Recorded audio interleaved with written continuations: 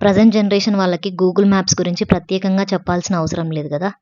ఇక డౌట్ ఏంటంటే గూగుల్ మ్యాప్స్‌కి పలానా ప్లేస్‌లో ట్రాఫిక్ జామ్ అయిందని ఎలా తెలుస్తుంది? ఇది చాలా సింపుల్ అండి. ట్రాఫిక్‌లో మూవ్ అయ్యే ఆండ్రాయిడ్ అండ్ ఐఫోన్‌ని ట్రాక్ చేస్తూ ఉంటుంది. ఎలా అంటే ఆల్మోస్ట్ అందరూ ఆండ్రాయిడ్ అండ్ ఐఫోన్‌ని యూజ్ చేస్తూ ఉంటారు. మన ఫోన్ డిఫాల్ట్‌గా లొకేషన్ సర్వీస్ ఎనేబుల్‌లోనే ఉంటుంది. లేదా ఆల్రెడీ కొంతమంది గూగుల్ మ్యాప్స్‌ని యూజ్ చేస్తూ ఉంటారు. సో, మన ఫోన్ మన లొకేషన్ డేటాని గూగుల్‌కి పంపుతుంది. దాన్ని బట్టి మనం ఎంత ఫాస్ట్‌గా మూవ్ అవుతున్నాం అనేది కాలిక్యులేట్ చేస్తుంది. లైక్ ఎన్ని కార్స్ ఉన్నాయి, ఎంత ఫాస్ట్‌గా మూవ్ అవుతున్నాయని. సో, ఇప్పుడు కార్స్ ఫాస్ట్‌గా ఎళ్తే ఆ ఏరియాలో ట్రాఫిక్ జామ్ లేనట్టు. అదే వెహికల్ స్లోగా లేదా కదలకపోతే ఆ ఏరియాలో ట్రాఫిక్ జామ్ అయినట్టు.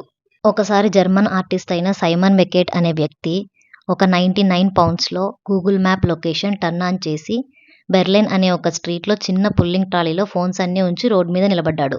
అప్పుడు గూగుల్ మ్యాప్స్ ఆ రోడ్‌ని యూజ్ చేయాలనుకున్న ప్రతి ఒక్కరికి ట్రాఫిక్ జామ్ అని చూపించింది. మరిన్ని ఇంట్రెస్టింగ్ వీడియోస్ కోసం please subscribe to our channel.